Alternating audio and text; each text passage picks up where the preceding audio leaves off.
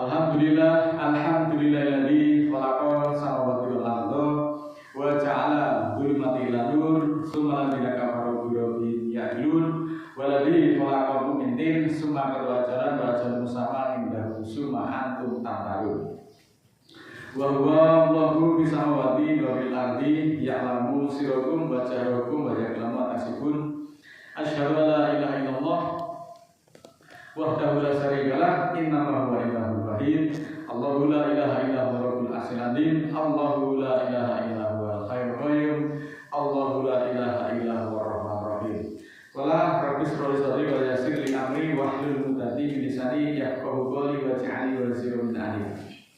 Muslimin muslimat yang dimuliakan Allah, segala puji bagi Allah yang hanya kepadanya kami memuji, memohon pertolongan dan mohon ampunan. Kami semuanya berlindung kepadanya dari kekejian diri dan kejahatan amalan kami. Barang siapa yang diberi petunjuk Allah, maka tidak ada yang dapat menyesatkannya, dan barang siapa yang tersesat dari jalannya, maka tidak ada yang dapat menunjukinya. Saudaraku yang dimuliakan Allah, marilah pada majelis yang mulia ini kita tadabbur ayat-ayat Al-Quran, mudah-mudahan menguatkan keimanan kita dan kita tidak menjadi golongan orang-orang yang menjadi pendusta ataupun mendustakan ayat-ayat Al-Quran. Saudaraku, bahwa pendusta agama adalah orang yang mengaku beragama dengan bangga akan ibadahnya, namun bersikap sombong dan tidak sesuai dengan antara perkataan serta perbuatannya. Nah, tindakan seperti ini sebenarnya termasuk penistaan agama. Sebenarnya berdampak negatif tidak hanya pada individu yang melakukannya, tetapi juga dalam tatanan kehidupan sosial bermasyarakat. Kedustaan yang bersumber dari oknum atau tokoh agama dampaknya lebih berbahaya karena masyarakat cenderung percaya tanpa verifikasi ataupun sering disebut dengan taklid buta, karena menganggap sosok tersebut memiliki otoritas keagamaan yang tinggi, terutama oleh orang-orang yang picik pandang, orang-orang yang taklid buta disebabkan karena kurang referensi dan kurang wawasan, kurang pergaulan maupun kurang bacaan, yang menganggap bahwa seseorang tersebut sempurna tanpa cacat, bahkan disejajarkan sebagai wakil Tuhan. Salah satu persoalan yang mendasar di dalam kehidupan keimanan adalah ketidaksesuaian antara ucapan dan perbuatannya. Dalam ini, Islam tidak hanya menilai seorang itu dari apa yang diucapkan, tetapi sejauh mana ucapan itu diwujudkan di dalam amalan yang nyata. Al-Quran bahkan secara tegas menegur sikap ini, bahkan ketika pelakunya adalah orang-orang yang mengaku beriman. Mari kita perhatikan surat ke-61 ayat 2. A'udzubillahi minasyaitonir rajim. Bismillahirrahmanirrahim. Ya ayyuhalladzina amanu lima taquluna ma la taf'alun. Wahai orang-orang beriman, kenapa kamu mengatakan yang tidak kamu lakukan? 61 ayat 3. Kabura maqtan indallahi antaqulu ma taf'alun. Sangat besar kemurkaan Allah karena kamu mengatakan apa-apa yang tidak kamu lakukan. Nah, ayat ini sebetulnya merupakan peringatan yang sangat keras dari Allah kepada orang-orang beriman. Ini sekali lagi yang disebut adalah orang-orang beriman, agar orang-orang beriman itu menjaga konsistensi antara perkataan dengan perbuatannya. Ayat ini juga menegaskan bahwa ketidaksesuaian antara apa yang diucapkan dengan apa yang dikerjakan, hal ini sangat dibenci oleh Allah, dan ini merupakan ciri-ciri dari orang-orang yang disebut orang-orang munafik.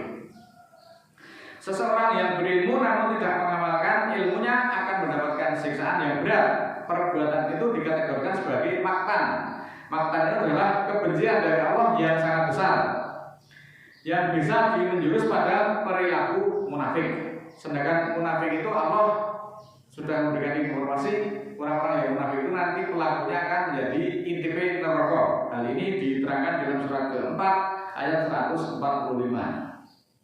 Innal munafiqina fi darkil asfali minan nar wa lan tajida lahum nasira. Sesungguhnya orang-orang munafik itu berada pada capaian yang lebih rendah dari neraka, dan tidaklah akan kamu dapati bagi mereka penolong. Nah, di dalam pandangan Islam, tindakan berdusta bagi seorang pemimpin ataupun yang sering disebut dengan tokoh agama, hal itu disebut sebagai tanda-tanda kemunafikan yang dapat membatalkan kepercayaan yang diberikan oleh umat kepada sang tokoh tadi. Islam melarang mengikuti orang-orang yang seperti itu. Islam melarang mentaati orang-orang munafik ataupun bergaul dengan orang-orang pendusta, orang-orang yang suka berbohong. Karena kenapa bohong? Tidak sesuai antara apa yang dikatakan dengan apa yang diucapkan. Ini adalah hal yang sangat serius. Dusta itu dianggap sebagai hal yang sangat besar dan dapat merusak iman, menciptakan keresahan dan membawa pelakunya kepada kejahatan yang pada akhirnya akan mengantarkan kepada nar. Di dalam Al-Quran terdapat beberapa ayat yang secara tegas melarang untuk mengikuti perkataan-perkataan ataupun ajakan para pendusta. Orang-orang yang menyebutkan hasratnya dibungkus dengan wahyu ilahi. Orang-orang yang melampaui batas dan itu semua adalah pengikut setan-setan. Surat ke-33 ayat 1 sampai sebelah berikut. Ya ayuhan nabi taqillaha wala tuti'il kafirina wal munafiqina innallaha kana aliman hakima. Wahai para nabi, ini semua nabi diseru, takwalah kepada Allah dan jangan jangan patuhi orang-orang kafir dan orang-orang munafik. Sesungguhnya Allah Maha mengetahui lagi Maha bijaksana. Surat ke-68 ayat 8, fala tuti'il mukadzibin, maka janganlah mentaati orang-orang pendusta. Ayat 10 masih di surat ke-68, wala tuti kulla halafin mahin, dan jangan mentaati setiap penyembah yang hina. 68 ayat 11, hamazi masai binamin, penghasut yang berjalan dengan sikap memecah belah. 68 ayat 12, mana'ilil khairi muktabin asin, yang menahan kebaikan pelanggar hukum yang berdosa. Ayat 13, mutuli ba'da dalika zanim, terbawa-bawa sesudah itu menjadikan dia sombong. Ayat-ayat tersebut untuk dipikirkan dan direnungkan untuk kita semuanya.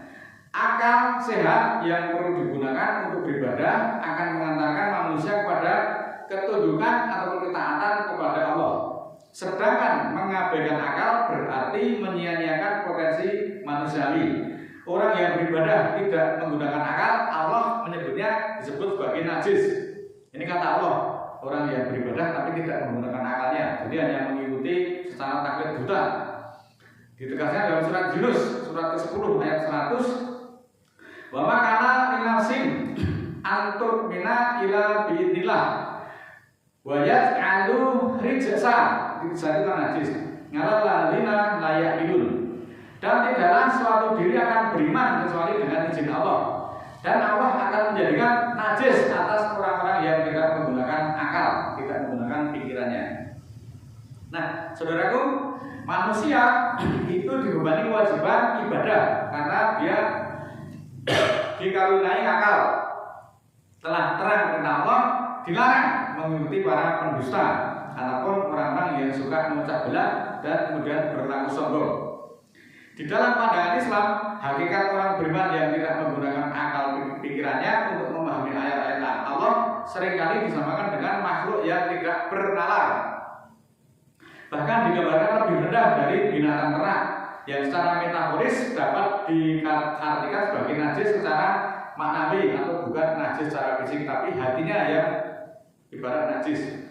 Kekufuran untuk menggunakan akal dalam beriman disebut najis dalam keyakinan ataupun hukumnya, bukan fisiknya. Ini merujuk pada ketidakmampuan hati dan pikiran untuk mencerna mana petunjuk, mana larangan akibat taklid buta dan kultus individu yang berlebihan. Islam itu sangat menghormati akal. Iman yang tanpa akal dapat menyebabkan seseorang itu tersesat. Sedangkan akal yang tanpa iman akan dapat kehilangan arah. Orang beriman wajib menggunakan potensi pikiran untuk mentadabbur petunjuk-petunjuk Allah. Penyebutan kata-kata najis di dalam ayat tersebut adalah dalam konteks kiasan atau yang disebut metafora terhadap kotoran batin. Jadi yang najis itu adalah batinnya atau kehinaan kedudukan sebagai manusia yang menyia-nyiakan anugerah akal yang diberikan oleh Sang Khalik, sehingga tidak mampu lagi membedakan mana yang hak, mana yang batil, bukan najis secara fisik. Orang yang tidak menggunakan pikiran dikategorikan sebagai najis. Surat ke-6 ayat 43, falaula id ja'ahum ba'suna tadarrumu walakin qasat qulubuhum wa yayyana lahumus syaitanu makanu ya'malun. Kenapa mereka tidak merendahkan diri ketika kekuatan kami datang kepada mereka, tetapi kalbu mereka menjadi keras dan setan menghiasi untuk mereka apa yang mereka kerjakan. Surat ke-56 ayat 77, innahu laqur'anun karim, sesungguhnya dia adalah Al-Quran yang mulia. Surat ke-56 ayat 79, la yamasuhu illa mutahharun, tidaklah yang menyentuh kalbunya kecuali orang-orang yang suci hatinya. Jadi ayat ini menjelaskan bahwa orang yang di hadapan Allah itu tidak mau merendahkan diri, hatinya keras, tertutup oleh najis, maka meskipun ngaji bertahun-tahun dia tidak akan masuk di dalam hatinya yang penuh najis tadi. Karena dikatakan oleh Allah bahwa Al-Quran adalah kitab yang mulia, sehingga kitab yang mulia yang suci tadi tidak mau bersatu dengan najis. Maka marilah kita senantiasa merendah di hadapan Allah, jangan menyombongkan diri, supaya hati kita itu bisa tersentuh oleh hidayah Allah. Maka ketika kita setiap sujud, kita membaca Subhana Rabbiyal A'la, Maha Suci Allah yang Maha Tinggi. Jadi yang Maha Tinggi itu adalah Allah. Oleh karena itu merendahlah di hadapan Allah, supaya Al-Quran itu bisa masuk di dalam kalbu kita semuanya. Memang ya, orang ngaji itu ada beberapa motif, setidaknya ada dua motif. Yang pertama, dia mau mencari petunjuk. Ketika orang ngaji itu motifnya mau mencari petunjuk, maka yang dia dapatkan adalah ilmu. Dengan ilmu itu dia akan bisa membedakan mana yang benar, mana yang dusta, mana yang hak dan mana yang batil. Motif yang kedua adalah dia hanya ingin mencari muka, mencari ridho dari manusia. Maka yang didapatkan adalah kultus individu. Akhirnya menjadi pemuja dan pengikut berhala yang berwujud manusia, dan akhirnya taklid buta, akhirnya menjadi doser. Pokoknya nek sing ngomong guruku mesti benar, seperti itu. Silahkan kita merenung kita tuh ada posisi di mana. Bahkan berkali-kali kita jelaskan, kita itu bukan pengikut dari manusia, tapi kita itu pengikut Allah. Kita itu penganut Al-Quran, pengikut Al-Quran. Yang kita ikuti, yang kita taati adalah Al-Quran. Al-Quran itu bisa disampaikan oleh siapa saja, maka kita tidak memandang secara personifikasi atau secara individu. Maka siapapun yang menyampaikan Al-Quran dengan kebenaran, maka itu yang wajib kita taati, itu yang wajib kita ikuti. Bukan kita taklid buta kepada individu yang nanti akan terjadi kultus individu yang sangat berlebih-lebihan. Saudaraku, mudah-mudahan Allah ridho terhadap apa yang kita perjuangkan, ya apa yang kita tadabbur ini. Marilah kita merendahkan diri di depan Allah, mohon ampunan. A'udzubillahi minasyaitonir rajim. Bismillahirrahmanirrahim. Allahumma ighfir li walil mu'minina wal mu'minat al-ahya'i minhum wal amwat innaka sami'un qaribun mujibud da'wat innaka 'ala kulli syai'in qadir. Rabbana la tu'akhidna in nasina aw akhtana. Rabbana wa la tahmil 'alaina isran kama hamaltahu 'alal ladzina min qablina. Rabbana wa la tuhammilna ma la taqata lana bi wa'fu 'anna waghfir lana warhamna anta maulana fansurna 'alal qaumil kafirin. Rabbana ighfir lana dzunubana wa kafir 'anna sayyi'atina wa tawaffana ma'al abrar. Ya Allah, ya Tuhan kami, ampunilah dosa-dosa kami dan hapuskanlah dari kami kejahatan-kejahatan kami dan wafatkanlah kami bersama orang-orang yang abrar. Rabbana la tuzigh qulubana ba'da idh hadaitana wa hab lana min ladunka rahmah innaka antal wahhab. Ya Allah, ya Tuhan kami, jangan belokkan hati kami sesudah Engkau tunjuki kami, dan anugerahkan bagi kami dari sisi rahmat, sesungguhnya Engkau lah pemberi anugerah. Rabbana ighfir lana wal ikhwanina alladziina sabaquna bil iman wa la taj'al fi qulubina ghilal lil ladziina amanu rabbana innaka ghafurur rahim. Ya Tuhan kami, ampunilah bagi kami dan saudara-saudara kami yang telah mendahului kami dengan iman, dan jangan Engkau jadikan di dalam hati kami ada kekangan untuk orang-orang beriman. Tuhan kami, bahwa Engkau-lah Maha Penyantun lagi Maha Penyayang. Rabbi ausidni an askura nikmataka allati an'amta alayya wa ala walidayya wa an amala sholihan tardahu wa aslih li fi dzurriyyati inni tubtu ilaika wa inni minal muslimin. Ya Allah, ya Tuhan kami, bawalah aku untuk mensyukuri nikmat-Mu yang Engkau nikmatkan atasku dan atas ibu bapakku, dan untuk beramal soleh yang kuridhoi. Jadikanlah aku berbuat soleh kepada keturunanku, aku bertobat kepadamu, dan aku termasuk muslimin. Subhana rabbika rabbil izzati amma yasifun wa salamun alal mursalin walhamdulillahi rabbil alamin. Maha suci Tuhanku, Tuhan kemuliaan tentang apa-apa yang Mereka sifatkan, dan keselamatan atas para utusan. Segala pujian kepunyaan Allah, Tuhan semesta alam. Assalamualaikum warahmatullahi wabarakatuh.